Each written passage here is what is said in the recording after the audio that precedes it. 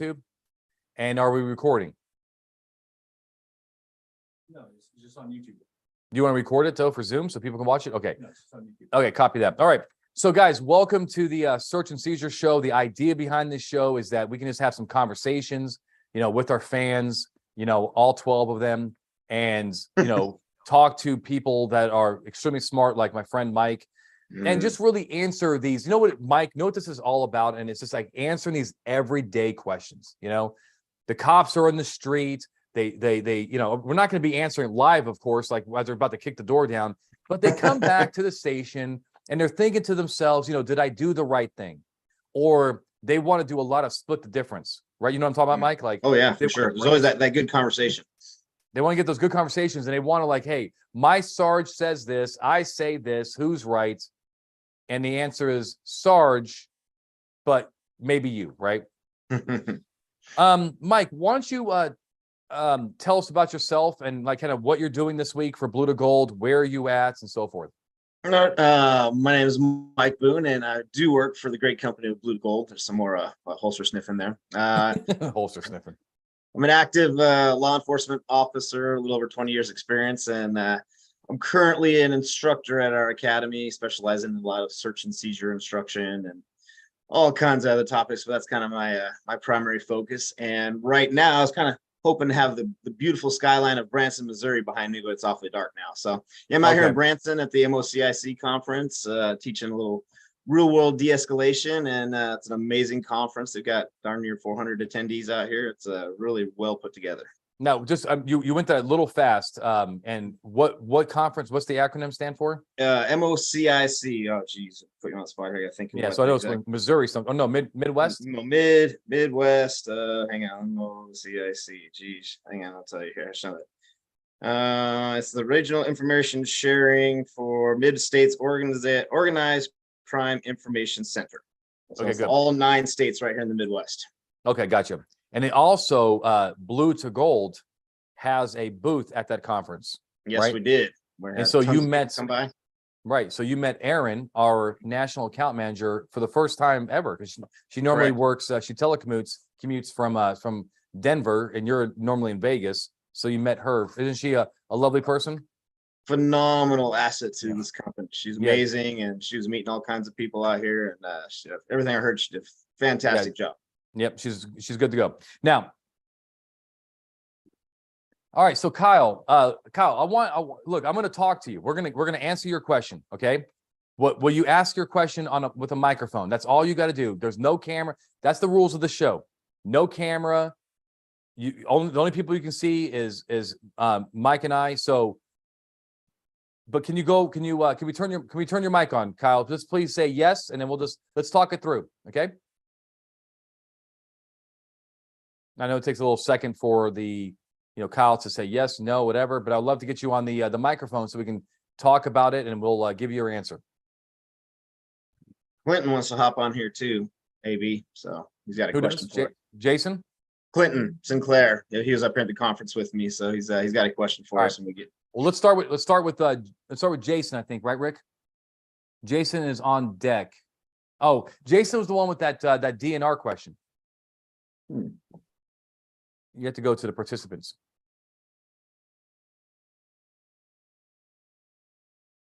And just bear with us.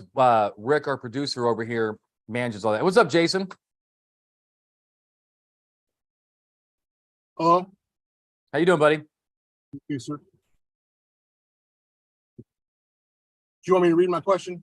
Yeah, or just tell it, whatever you want to do. Just what is the question? Give us some context here. Not being too familiar with gaming warden warrantless access to Curtilage, but if you're trying to gain plain view access on Curtilage, could you not utilize a gaming warden to?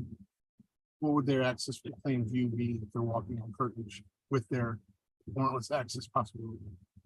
Okay, I think I understand the question, Rick. You need to turn up the mic or the speaker just a tad, I think. But okay. So Jason, so let's kind of walk through this step by step. Okay. So, and Mike, you jump in at any time. The first thing we want to start with is that Department of Natural Resources Division, whatever it is, right?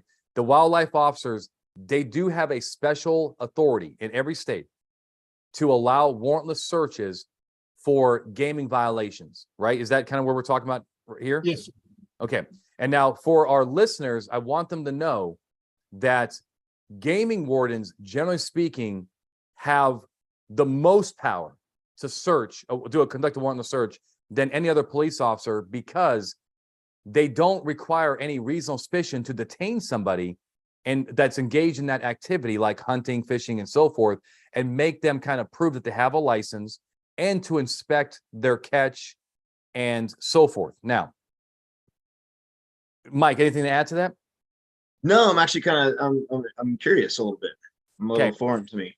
Yeah. So here's the deal. Now, the good thing is that I have a lot of experience teaching wildlife officers. And here's the thing. One of my greatest experiences, just as this is a show, so let me add a little context here. One of my greatest experiences that me and Rick, okay, who's my brother, okay, we went to we taught the Division of Wildlife Officers and Department of Wildlife Officers in California, and they have every year they teach half their officers statewide. So they have about 400 wildlife officers, and so every year it's like 200 people, right? And they have a really nice, I got to tell you, a pretty nice, conference and so forth. And we went there to deliver our training class, and they gave me a T-shirt that said, protect the thin green line. And I thought I never heard that before. And I thought that was like very clever. So if you ever see like the green, the blue, and the red, well, that's what the green is. The green is our DNR guys out there. So I'm familiar with these guys, and I've been teaching them a lot, but they have a lot of power. But here's the deal. Okay, now, Jason, this is going to go towards the crux of your question. The warrantless exception for these administrative inspections, they have to be done in good faith. If you convolute or taint that power, in other words, if a wildlife officer or a DNR officer uses their very powerful warrantless search capability for other criminal conduct that's not related to their mission, hunting and so forth, you taint the whole thing.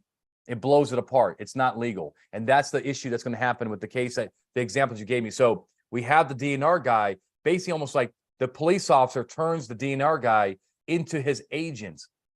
Hey, can you get onto that property for with your DNR, the curtilage and so forth, to go see something that I can't see? And And I'm picturing our piggyback rule picture right now. Us right on the back of the DNR guys.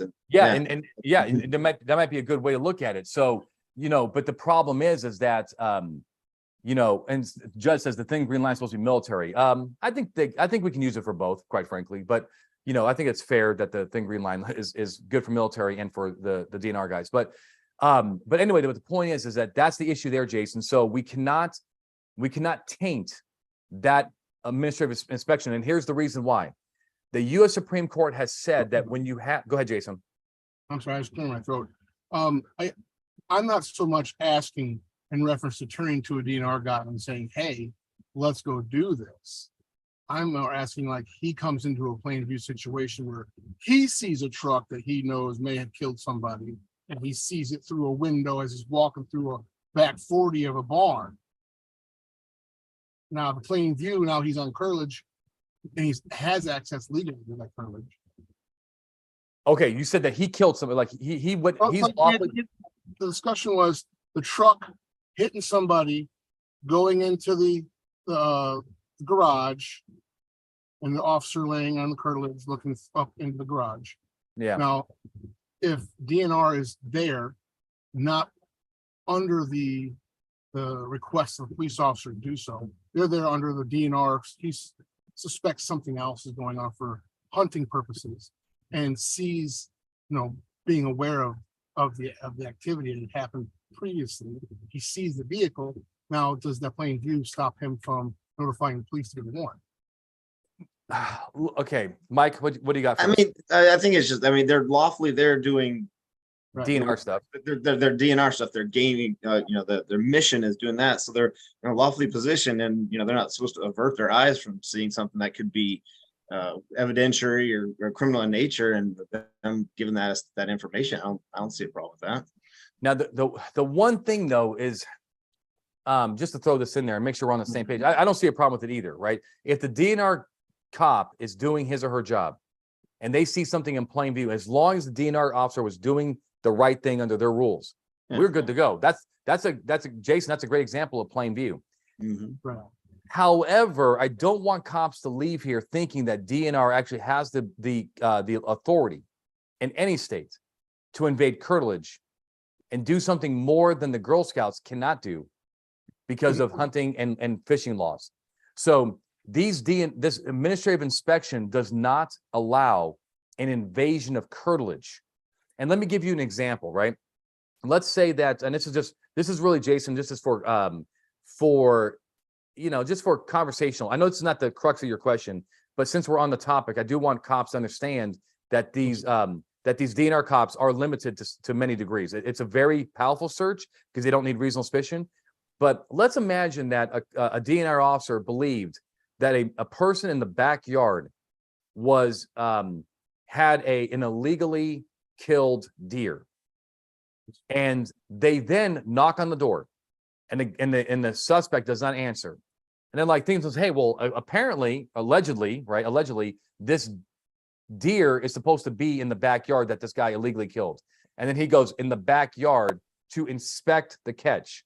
That is unlawful because no warrantless search is permitted to actually allow an intrusion into people's curtilage outside the bounds of what the normal public can do. So that's just something else I want to kind of throw out there. So if the DNR cop is on is open fields and sees something in plain view, fine, and doing their job, fine, but they can't get into the curtilage with their lawful authority, with their authority alone. Does that make sense? So if the guy hangs deers in his backyard on his tree, he can't gain access to his backyard. No, absolutely not. Because unless he has some form of exigency, but if he's going to go into that backyard to inspect the hanging deers in a tree, he's going to have to go to court and say, hey, and the judge is going to say, what got you into that man's backyard? And he says, Your Honor, because if you look at section 123, it says that I have the authority without reasonable suspicion to inspect catches. Well, the judge will say, but that has to be in line with the Fourth Amendment.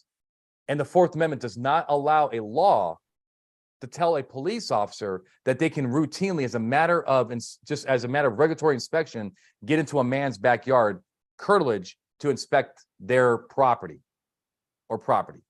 And that's the problem. So we've got a game warden on the line, or Stetson, game warden here. We have to have a wildlife-related nexus to access private property. And now here's the thing, okay? Now we're talking about private property versus curtilage. Right. There are two different things. I'm not saying and that's why people need to understand the definitions that we're using here, right, Mike? Yeah, the open view concept, or the open fields concept versus curtilage. Yeah, correct. So my friend, the game warden here, if he has a nexus that a person is hunting on private property, and this person is the Duttons, they have Duttons have more than 500 acres, but they have 500 acres and they are hunting on their private property, then most states allow that game warden to go onto that private property, and that's not considered trespass, even if it says no trespassing, right? Even if it says no game wardens allowed, if the game warden believes that they're hunting, they get to go on that property otherwise the game warden laws are a nullity. It's an empty promise that we're going to protect our natural resource. However, that law cannot be interpreted nor ever say go into his backyard and inspect his catch unless you have his consent, unless you have a reckon's exception like exigency, or you have a warrant. Stetson, would you agree? Okay, thank you. My game warden confirms. Thank you. Thank you. You're welcome, Jason. Thank you, my friend. All right, who's up next? Let's ask another question here.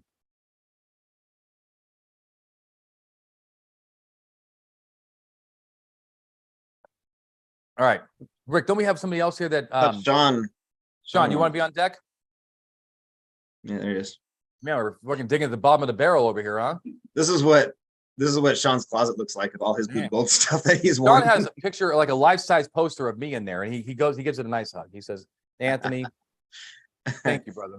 I love you. I love you. You saved me from I conducted so many bad search and seizures before you, Anthony. Now I found you. And no, hey, Mike, I don't know if you heard this, but Sean is actually coming out to Chicago to visit me. We're gonna go have a nice dinner and a beer when I'm out in Chicago Sean, does that December date work for you? Yeah. Fantastic. Very Yeah, cool. That's absolutely. awesome. Dude, I can't wait, man. It's gonna be so much fun. I'm only there for one day, so but come to the class if you want to hang out the class, and afterwards, let's go get a bite and a beer, man. It's gonna be cool. Absolutely. That sounds great. Yeah, it's gonna be fun. What you got, Sean? So first of all, Mike, I need to get a full poster of you so I can have you two guys together. Hey, I have a poster of Mike. You know what I mean? Right, yeah. Hey, Sean, you know Right out of Anthony's also, cold hands there. hey, Sean, do you know also has a poster of a full-size poster of Mike? My Who? wife. My wife. Oh, He's well. like, that Mike's a good-looking guy. I'm like, whatever. He's not. I said to my wife, I said, hey, you're never going to fall in love with him. And she said, why? Because I say he's not a firefighter. yeah, I was just gonna say he's not a firefighter though. I can cook though, so I'm like parts firefighter. That's true. What you got, Sean? All right, so this is gonna go on the NIBIN question, and I just watched your NIBIN video again Mhm. because I had just learned. Well, the other day we had our armorer. He's got a gun and Thanks, Mom. He's Thanks, got Mom. his gun and he's drilling a lockout. And I said, "What are you doing?" He's like, "Well, we just seized this weapon." I said, "Well, what was the crime?" And the crime was basically he pointed it at somebody. He never shot it. He just pointed it at somebody. So we seized it for evidence. I said, "Under what authority do you have to break this lock open without a warrant?" He goes, "Well, we're going to NIBIN test it. We NIBIN test every gun." Mm. And I made a Every- comment again. What authority do you have to NIBIN test a gun just because it's in our possession? And so my argument with upper command was we shouldn't be doing this just because we seize a weapon. I see this as a search, and I want to know what you guys think, because Like, mhm. you're trying to find out if this gun is involved in another crime, which now that's not the original reason of the whole seizure of that weapon. All right, Right. Mike, I got my opinion on this. You want to take a first stab at it? Well, I think something you said in there, Sean, was like every time and all the time as kind of a matter of practice. And those words don't usually bode well with anything that we do around here. So what was the original was that he pointed a gun at somebody, but not fired, correct? So there's no Correct. ballistic He component and to that. it had a gun lock on it, so Mhm. he never would have been able to. Well, my first thought is never do we just always do it, as you're seizing it for safekeeping or anything like that. There's no reason to be doing those NIBIN searches on there. And yeah, they are searches because you're getting information out of them. In this circumstance, it is related to a crime. And now, Anthony, you're way more savvy than me on these gun things here, but there might be a little bit of an argument in there that it's related to a crime. It's not just all an automatic type thing, but there was no ballistic component to the crime. So I think that's where I might be a little hung up on. What do you think, AB? All right, so here's my answer. Yes, the vast majority of courts are going to uphold this. And no, it's not going to be upheld at the U.S. Supreme Court. And the reason I say this is because the vast majority of judges are very anti-gun, and they will bend over backwards to uphold what these cops are doing. However, that's not the answer that really, right? I mean, I just want to throw it out there. And the reason I say this is because you will see a case out of Washington State. Now, it's a federal case, and they said that NIBIN is a search. They said, yes, it is a search, right, Sean? It is a search under Yes. Jones, right? Under Jones. Yep, under U.S. versus Jones. But they said, right? But they said, Yeah, the well, GPS one. right, exactly. That's the GPS case. But they said, hey, even though it's a search, it's still okay. And why did they say it was okay, Sean? You ready for this? Are you sitting down? They said it's proper. It's an inventory. No. I swear to God, they said that it is a proper thing to do to make sure you got the right gun to give back to the guy. I completely disagree with that. There's the rifling and You're right. the firing Sean, pin is the yeah, there's no rhyme or reason for that. Now, look, Sean, if we have maybe if we have a ghost gun, which I hate these bullshit terms, okay? There is no, I've never seen a ghost Casper holding a gun, okay? But if you have falls right through his hand. It falls right through his hands, right? Every time. But if you have a homemade firearm, which is that's what it is, right? If you have a homemade firearm and there's no serial number on it, at least you have a fighting chance to tell me that this NIBIN is appropriate, because I guess that is the signature to at least identify the gun. I guess maybe, okay, To maybe. make it unique, right, Anthony? make To it make unique. it unique, yeah. All right, but even then, I'm just telling you, like, I'm trying to play devil's advocate here. Now, going back to Sean, going back to what you just, the situation at hand, that NIBIN is a search, and even our very liberal judge in Washington, which is really the only case that's addressed this directly, said as much. You can't get around that, right, Sean? Right. But then let's talk at the higher level. Let's talk Supreme Court. So it is a search. Now we need crew. Do we have this person's consent? We absolutely No. do not, especially drilling on his lock. Do we have a recognized exception? Inventory is not going to work because the gun has a serial number, Correct. right? Now, and do we have a warrant? The answer is no. Now, let me ask you, this is how I want to, I'm a very simple person, okay? And this is why I think I work well in the search and seizure space, because I like to break things down to like analogies, okay? Imagine that you have a police department out there that has a lot of hit and runs, okay? There's a lot of hit and run accidents in this city. Think Chicago, okay? And you have every time they seize a vehicle, whether it's DUI, parking violations, whatever, they take forensic paint samples from every car and they put it in this paint sample computer database. And every time they get a vehicle and so forth, they paint sample it. Do you think that would be a search? And the answer, of course, is yes. Yes. And would it be reasonable? And the answer is no. Why are they building a database about forensic paint samples for every vehicle that they come in contact with? And maybe some people out there don't see this as a good analogy, but in my simple brain, I do. Because in other words, let's take the gun out of it. Whenever you have a gun, you have emotion.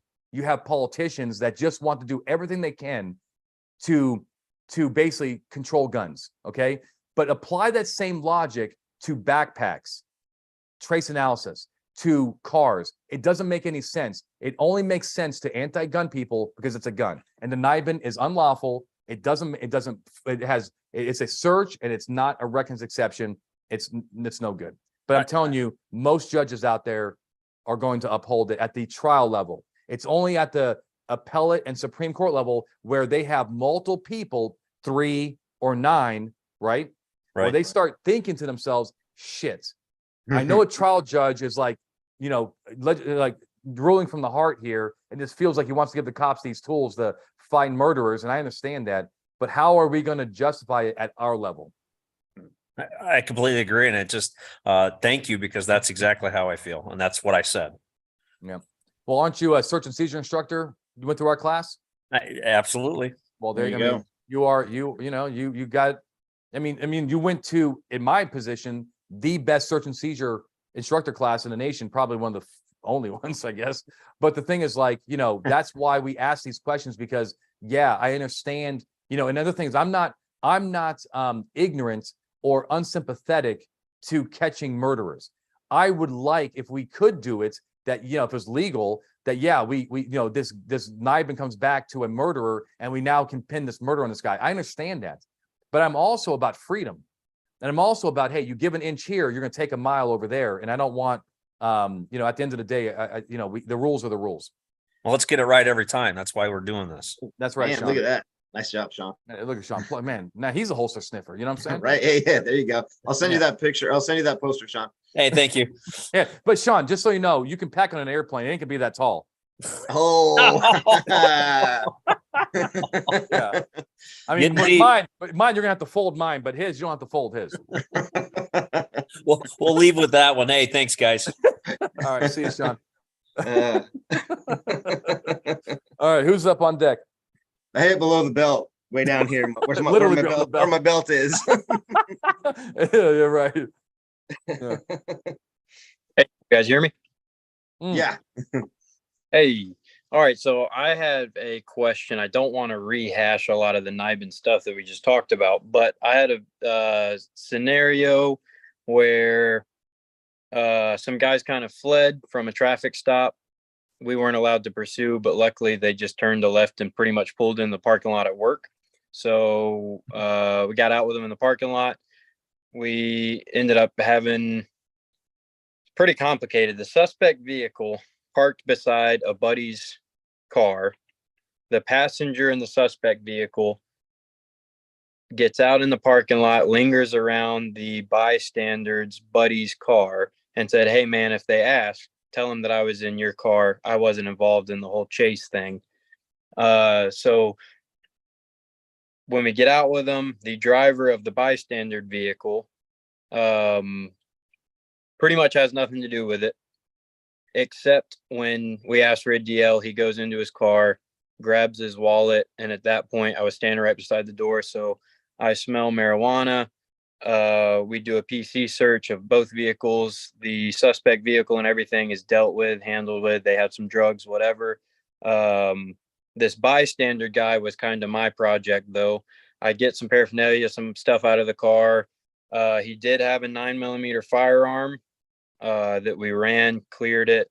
Everything was good there. It wasn't stolen. And then while we were just hanging around at the hood of the vehicle, kind of down at the very bottom of the windshield, where the windshield meets the hood and that little crevice that holds all the pine straw and leaves and all that, there was a shell casing that had like some obvious wear to it, like patina and that kind of stuff. And I saw it. It reminded me that my evidence techs need to go travel about an hour to log into the NIBIN system every couple of months anyway. So if they don't have anything to test, they have to go up there and log in anyway. And I was thinking, you know what, I'm gonna be pretty proactive here. Why don't I just go ahead and grab the shell casing, give them a reason to go up there, log something. These guys were not like your average soccer mom. So I was thinking maybe that shell casing might actually come back to a shooting where a casing was collected somewhere else or something like that. Got to thinking about it though. And so I mean, essentially I asked the guy, "Hey, did you know that this was here?" And he said no. I asked him if he knew where it came from. He said the only time I could think is that when we were shooting guns out over by an abandoned bridge one time, but it was no crimes or anything. We weren't shooting at people. And I didn't exactly ask consent. It was more of a, all right, well, look, I'm going to take it. If it comes back to anything, you better tell me now, blah, blah, blah. And he stuck with the whole bridge story. So took it, submitted it. Haven't got any results yet or anything like that yet. But now that I'm thinking about it, I guess if it actually came back that it was related to a shooting or something like that, a murder somewhere else, if it was called into question, I think I would have to try to articulate abandoned property, maybe, because it wasn't really consent. And I started thinking about it afterwards, and it's a little sketchy. What do y'all think about it? I like it. Mike, what do you think? I'm trying to keep up here where we ended up with this thing. So let's boil it down to the casing, right? I think that's kind of where it all comes down to. It sounds like came into contact with there. So the casing that's on the, I don't know, whatever we call it, the windshield wiper area, what'd you say, the pine straw there? So again, kind of what you're talking about earlier, this, it's a plain view, we're lawfully positioned, we have lawful access to it. Do we believe though that it's related to a crime again, kind of what we were talking about earlier, right? Well, look, Yeah. I think Jonathan's onto something with this abandonment issue.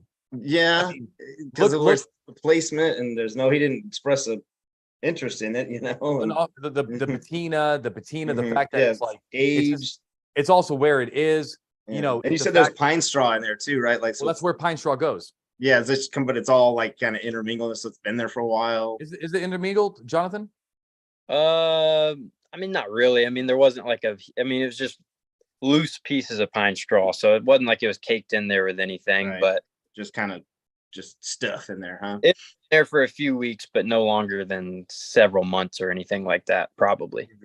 So, Mike, I don't think we can go with plain view seizure, right? The topic that we just did today, because Yeah. lawfully like that. present and immediately apparent as But not not constitutional. immediate parent. Yeah, I don't. Yeah, No. no. But I really think it's a good argument for just good old fashioned abandon. Like, why? Yeah. I mean, look, I know it's on his car. That's the hang up there, right? It's on his car. Mm-hmm. But it seems like a piece of garbage. It's in a place that's exposed to the vehicle. It's I mean, like, it's like a piece of straw. Like, it is like like a pine needle. Like, Mm-hmm.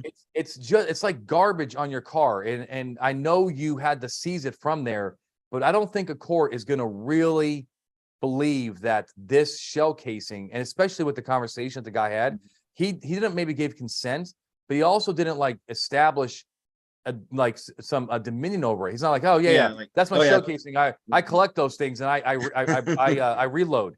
I love pine straw and that. Yeah. That's right. So I really think that under this facts, and it's a fascinating case, Jonathan, but Yeah. I think I really feel very confident that you're good here under abandonment under the totality of the circumstances. Yeah, because you look at like, expectation of privacy, where it's at, no. And Yep. then if you even start looking at Jones analysis, it's like, well, not so much either. No, really. So yeah, it might not even Well, be a search. Well, Well, maybe. I mean, there could be a push comes to shove. I mean, it is touching a vehicle. Yeah. Maybe with intent to get information. mhm. Maybe, right? But do they have it? There's no expectation. Yeah, that's interesting. Yeah, I think they made the Bennett's the road there. No, look. Said- So I see I just see abandoned. I see abandoned in the sense that he's not being like, oh, I have nothing to do with it, but it's Mhm, also but- abandoned. It's abandoned in those cases that talk about stuff that's like accessible to the public, and Mhm. it's just to tell you circumstances. Does he really? Because that's what abandonment is. Abandonment Yeah. is privacy, right? Mhm. Does he really expect privacy in a shell casing that fell in his car weeks or No. months ago? The answer is no. And I think society wouldn't either. no. I think we're good to Yeah, go, I Jonathan. think, yeah. I don't. No, it's a good analytical discussion, but I think at the end of the day, the judge gets it right by saying we're good to go. So hopefully, you Yeah. find your murderer, Jonathan. I was about to say, if it comes back to a shooting, maybe I'll teach on it one day. Yeah, or maybe you go. you're going to the Supreme Court. You know what I mean? Right? Yeah. Don't forget the little people. Call us. Hey, another short joke? Seriously? I didn't think about that, but I guess it's like a Freudian slip when it comes to you. You know what I mean? Uh-huh. All right. So while Rick is queuing up our next caller, unless you have somebody else right now, Rick, the producer, let's ask a question from some of our people who write in. Okay, we you know got? what? Hey, Mike, do you love Yes. Do you love animals, Mike? Yes, You I sure? do. Are you a dog person or a cat person? Dog, but I have a cat also. We Yeah, have a cat also. remember the Fockers? Oh yeah. Remember, Mr. are Gaylord? you a shallow person? Is that what he said? Something like that? Right. You need that reassurance by a dog. Uh-huh. So we have an animal case here. Okay, this Okay. this is a A person. lot of animal theme tonight. A lot of animal themes, and I don't know. This actually it's Oregon. This officer is in Oregon. Okay, and Okay. look, if you're in Oregon, you love trees and you love animals probably equally. So and the cop says it might be a code enforcement officer, which is great too, right?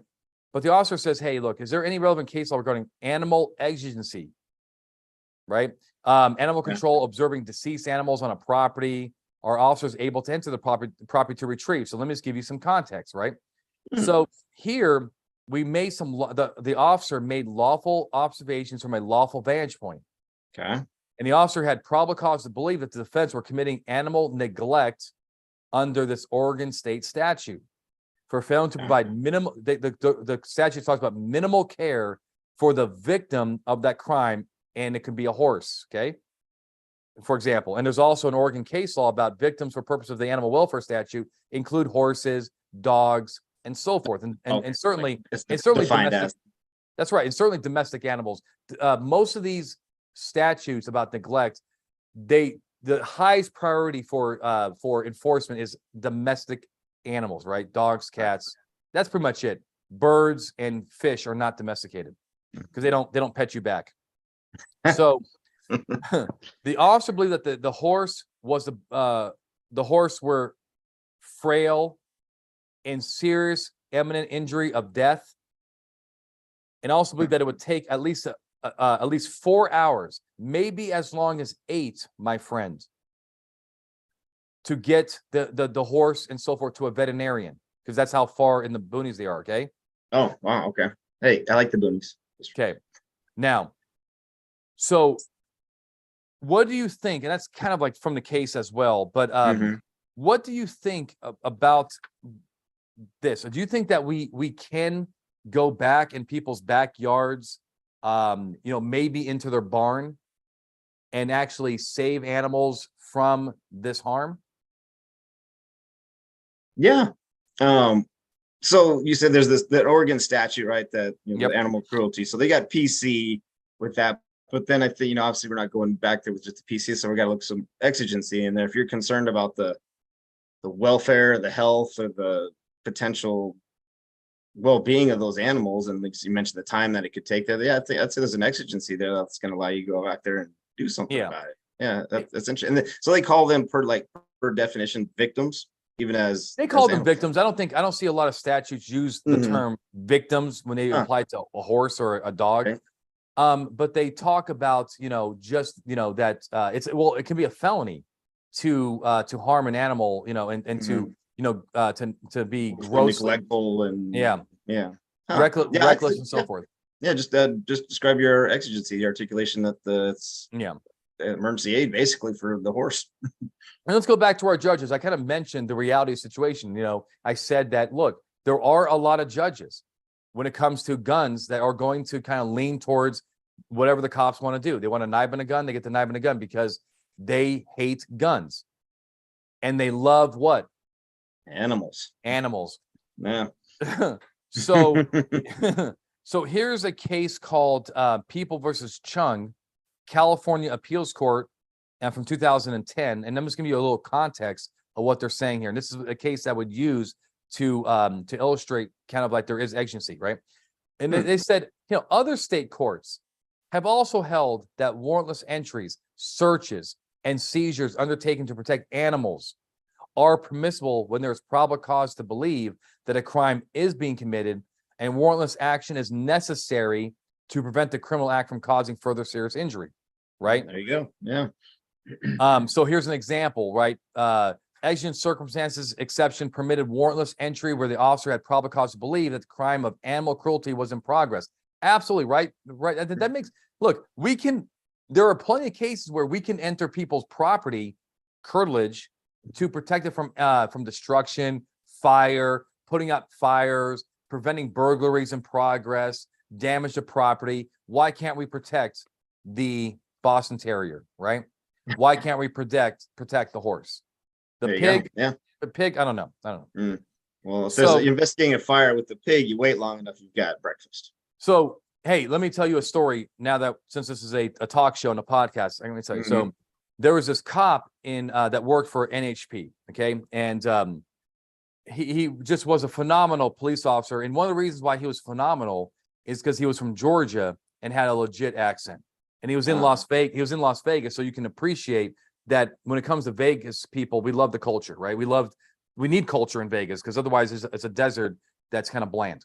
And he was on a scene where a farming truck overturned a semi truck, and it had all these pigs in it, and the truck caught fire, and some of the pigs caught fire, and he got his shotgun out and started shooting the pigs on I-15 in the middle of the Spaghetti Bowl in Las Vegas. Thousands of people around. And his sergeant went to him and said, hey, like, really, was that necessary? Because you have all these people around and they see you shooting these pigs. And he says, Sarge, he says, let me get this straight. You're complaining about me shooting the hogs. You don't think you can get a bunch of calls about flaming hogs running around Las Vegas? He called them flaming hogs like it was a restaurant. He's like, you're not going to get calls about flaming hogs? Either way, you're getting called about the situation. Like, either I shoot him or I don't, you're getting called. People are going to be complaining. I go eat there. And then there actually might be one across the street here over here in Branson, Flaming Hogs. Flaming hogs. Yeah. Anyway. There's a sight to see. All right. So we got the animal emergency. There is definitely an exception to the search warrant requirement. That's a recognized exception when you are when it needed to save an animal's life. Before we move on to I think we have a caller on the deck, right? Producer Rick.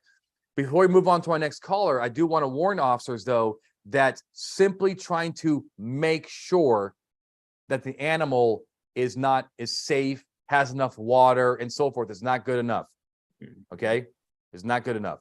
So we have cases out there where a neighbor calls in and says, I'm worried about our neighbor's dog. It doesn't seem like it has enough shelter and so forth. And the animal control officer goes back in that person's curtilage just to make sure the dog is okay. That's not good enough. You're going to need agency on that. Makes sense. All right. What you got, Kyle? Can you hear me? Mm-hmm. Okay. So I'm new to law enforcement. So Welcome. thank you. When I go and pull a vehicle over, when do I know that I have enough probable cause to search the vehicle? All right, what state are you in, Kyle? South Dakota. Oh, nice. I'm going to South Dakota next week. Oh, Man, where am I going? Hold on. I mean, it might be North Dakota because I mixed you guys up a little bit. Just I'm not trying to stereotype, but you seem, hold on. Let's see. Where am I going to be next?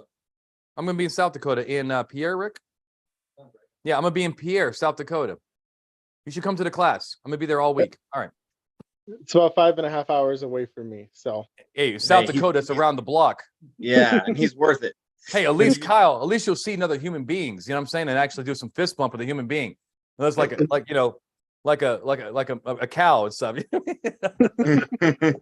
All right. What you got? That's What you got, Mike? age-old question, my friend Kyle. Welcome to policing. So I'll just start off with this. So you're asking, how do I know? How do I know when I have probable cause? Right. Well, we like to talk about totality of the circumstances. What all factors? What circumstances? What things do you have going on in your stop that when we talk about probable cause, it's not a hugely high burden, but it's a fair probability. Is kind of the burden you have to meet. So, and it comes down to you convincing the prosecutor, you convincing a judge that based on what I know at the time, these facts, these circumstances, there's a fair probability that there's evidence inside this car, and you're going to justify and give us a nexus to why you believe what's inside that car. And there's some other factors as far as the automobile exception, but we're just kind of keying in on probable cause right now. Is kind of where you got to just use the word because, my friend, it'll take you a long way. And what Mike means by the word because, and it's a great piece of advice, is that, hey, look, I believe that there's contraband in this vehicle, right? Because, like, give us reasons why, right?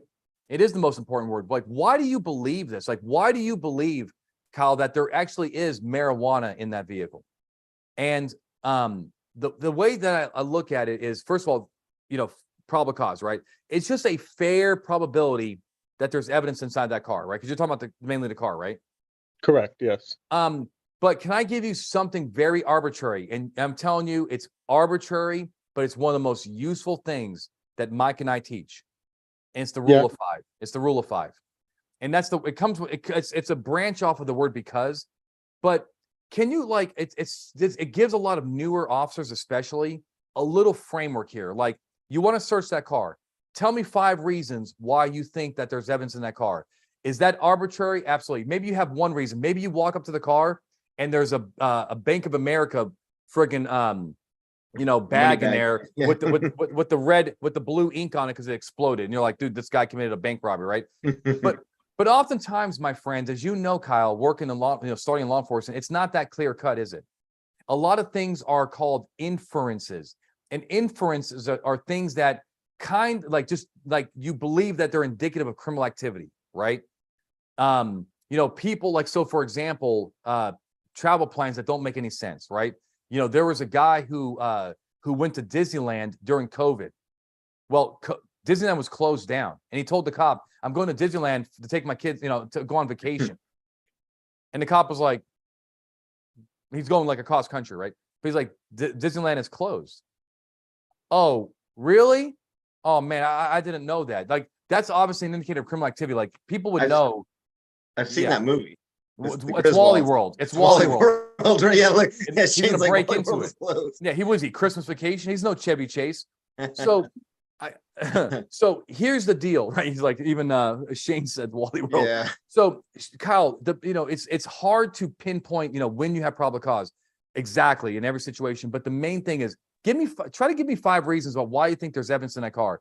But ultimately, the rule is this: would a judge, in retrospect, believe that there was evidence in that car? And if the judge thinks that there is, then you win.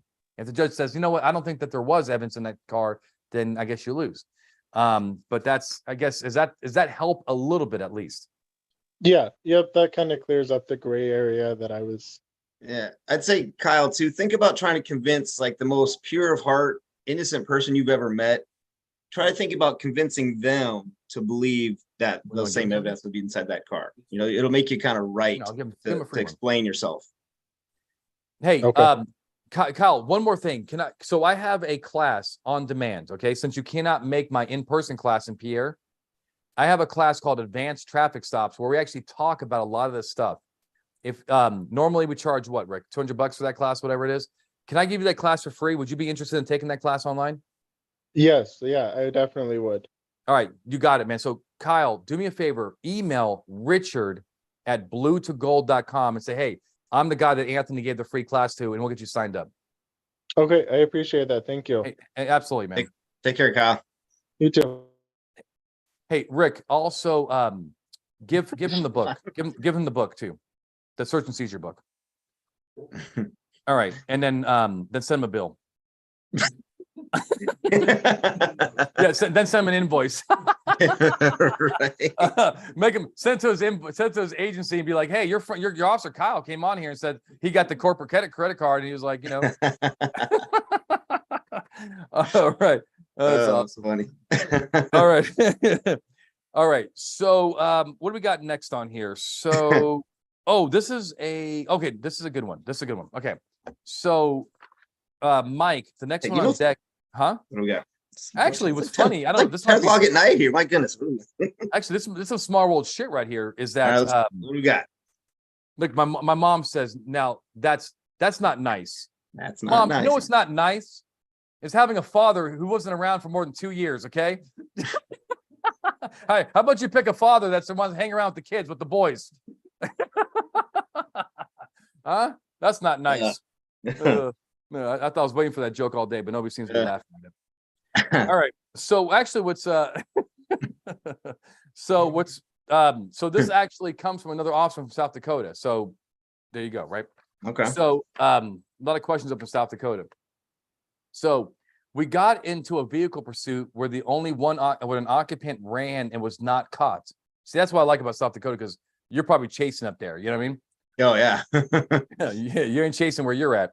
So we find a cell phone in the vehicle, and another officer uses it, oh snap, to make a 911 call to find that subscriber info. Okay. The officer did not have to get into the phone and just held down the emergency call button, right? Mm-hmm. And that is what helped find the person. Now the phone was in the car. The guy took off from the car, and the phone was in the car. So no issues with that. Right? No issues?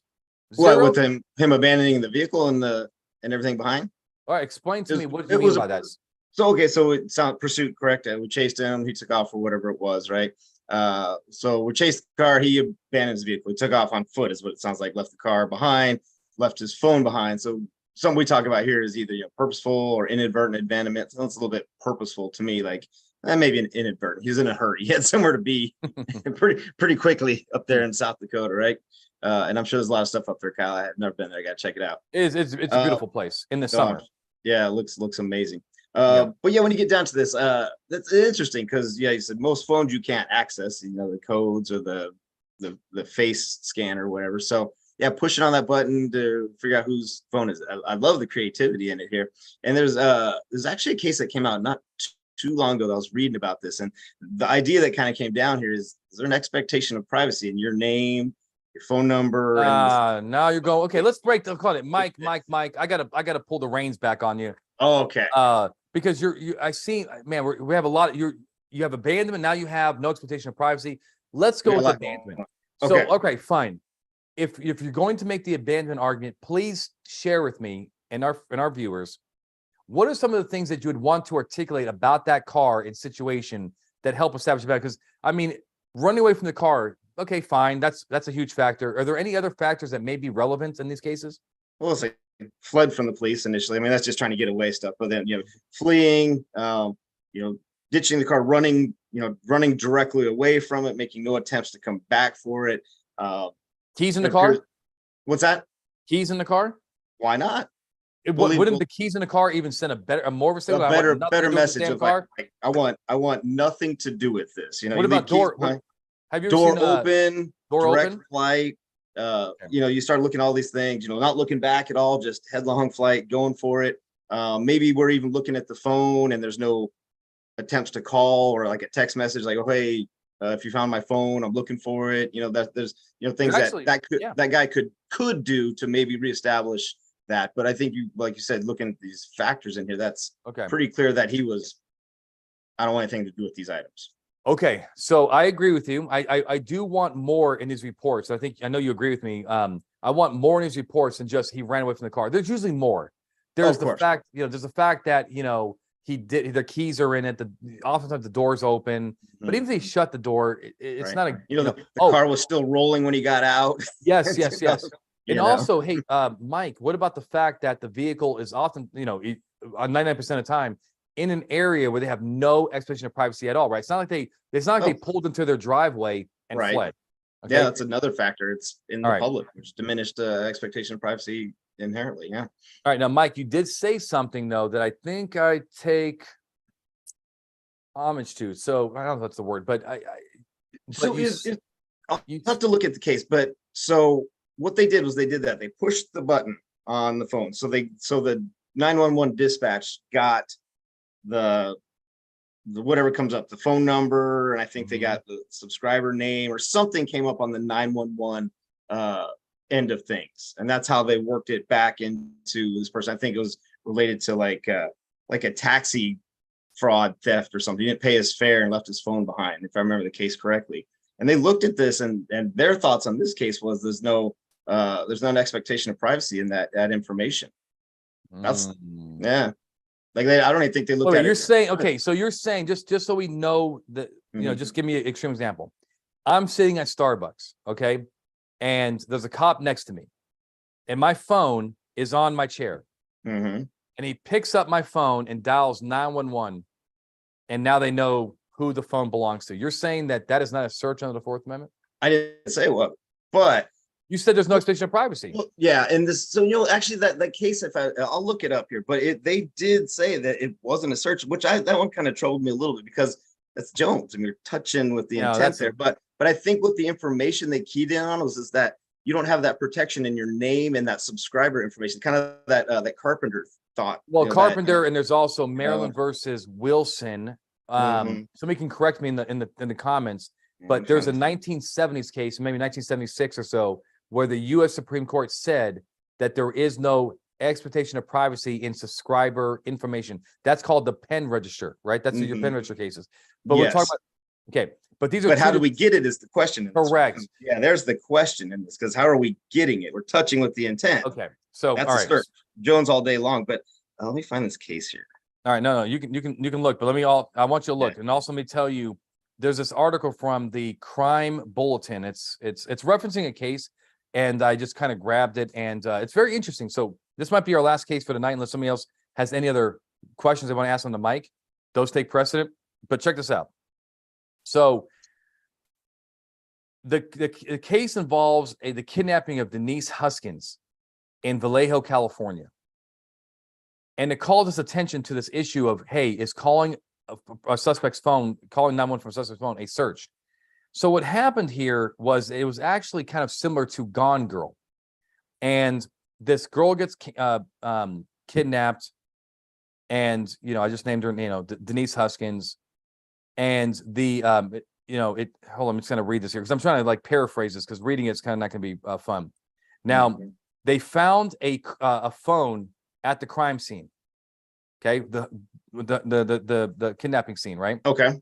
And without a warrant, police called 911 to generate a caller ID and disclose the phone number in order to identify the phone's caller, the cell phone's owner. I'm sorry, right? Mhm. As it turns out, the cell phone was owned by a person named Mueller, who was a lawyer who was involved in this kidnapping. And it's Dun, dun, dun, dun, dun. Yep. And what I understand from I've never watched Gone Girl, but I know me either. Yeah, but in this case, Mueller, the lawyer, and his girlfriend conspire to kidnap this girl for ransom, and maybe that's kind of in line with Gone Girl. So the question was, they used, of course, this is Mike. You can appreciate that this is a key piece of information, right? That now that we know Mueller is the owner of that cell phone, he's our suspect because his damn cell phone is behind the crime scene. That's pretty damaging. That's pretty damaging. The judge ultimately denied the motion to suppress the cell phone. Why, my friends? Under two recognized exceptions. And what are they? It's at a crime scene. And you Yeah, just it's at got a crime talked about scene. one of them. Yeah, so well, it's exigency, and then like trying to There- figure out what's going on there, right? Boom, Mike, such a great Mhm. job. Exigency. Is there a now or never type of situation? Oh yeah, You need to yeah, like because try we're to talking get about some, kidnapping. Yeah, the That's person right. here for sure. Yeah. So exigency is one reason, and of course, what's the other reason? You just talked about it. Oh, the abandonment issue, right? Abandonment. Yeah, They left it yeah, at a for sure. crime scene. So, Mhm. but here's the deal: the court did say, well, look, I mean, actually, you want to be super technical. If it is abandoned, is it really a search? Like Fourth Amendment search? Technically, no. Correct. Technically, no. Right. Yeah. Because you only search things that have a privacy interest. But if Correct. there is a privacy interest, then you have exigency. Yes. So let's think about this. We talk about that getting the subscriber See, Sean. information on that exigency in there. But now let's kind of look about going into the phone. Now that's even with the That's- abandonment. That one's highly intrusive, and that one's going to be a different story. It's gonna be right? okay. That's gonna be a different story. So if you're Let's say you didn't get that identification somehow through the 911, but you know that it could be in there. There's an exigency going in that way too, probably. yeah, no, that's correct. Now, if we have to, look, if we're gonna have to like celebrate the phone, whatever you want to call it, get that Mhm. software, and it's gonna take hours and hours and hours to do that, then you might as well just get the warrant at that point. Right. But yes, if it happens to be swipe up and the damn phone has no, hopefully it doesn't have, if it has no, password protection, then Mhm. just go with exigency because we have Yeah. a missing person. And especially if they're a taxpayer, we got to get them in California. We have to get them safe as soon as possible. As quickly as possible, right? And California loves their taxpayers. They need the money. All right. What book are you getting? Kyle, don't get greedy on me. He's like, you see how he is now? He's like, hey, where's my book? You said the full he's set. like, hey, am I getting priority shipping on this? And which gun do I get to pick off the wall? Is this overnight shipping? You get to pick a gun off the top shelf too, Kyle. I mean, fuck. I mean, Kyle, Grab an AK. yeah, you want the gun too, Kyle? I mean, is this also what you win? I mean, don't get greedy on me. Once we learn where Kyle lives, it's probably going to cost us $120 to get the book out to him. You know what I mean? Got to go he has to be like horseback to get to No, his he's on house. UPS. He's like a UPS horse, Wells Fargo's got to drop it off. Yeah, Wells Fargo with the damn Yeah. gravy train out there. I mean, Stagecoach style. God, I mean, Kyle, calm your ass down, man. I tell you, you give these people an inch, they want a mile. Now he's like, hey, can I get the book package? I looked on your website, you got 3 books. Yeah, why are you holding back on me? Why are you being greedy? Uh-huh. All right, Kyle, we're just having fun. All right, that's your Yeah. expense. All right, so Better him than me. all right, so hey, look, that's kind of what I want to talk about today. Hey, we have a lot more questions, but guess what we're gonna do, Mike? What are we gonna do? We're gonna do roadside chats on these. I like So when you're back in town and I'm back in town, we're gonna sit down and we're going to sit down and answer all these other questions. But Rick, the producer, do we have anybody else who wants to get on the microphone and ask a question before we end off the day? And again, Mike, from your point of view, I look like a Oompa Loompa, don't I? You need a ring light. I need like a ring light. I mean, I've got the lamp from the hotel I wedged up against the thing here. Well, it was you took the purple out. It's much better. it's a now. little bit. As I get closer, you can tell that I'm not quite purple. But anyway, we gotta fix that because we're not. This camera's a different angle. All right, hey, I think we're gonna call it a night. We've been going at it for 2 hours strong at least, and I appreciate everybody Impressive, here. my friend. Impressive. Mom, I love you. You're a great mother and a great father. Let's see if somebody has a. Oh, that's awesome. We got a good review here. Oh, hey, real so quick, people- was anybody here from my Branson? Any of my Branson peeps here? Anybody if from you are, Branson, Missouri? Give me a shout out here. I had some promises in class that they're gonna jump on here, so I don't know if anybody actually made it or not. They're down by the river. Down by the river. Yeah, Aren't I you will take- aren't you going to move to Missouri once you retire? I am. Bring the I hitch don't up blame the you. wagon and head out. Yep. The Yep. dog and the cat. Yep. Bring the wife too. Yep. We'll bring them all. Bring them all, man. Well, I don't Mhm. blame you on that. Missouri's a good place. And I tell you, like, I lived in Vegas my whole life. And Mom, I love you. She still lives in Southern Nevada, but I love living near water. Mm. I love living near trees.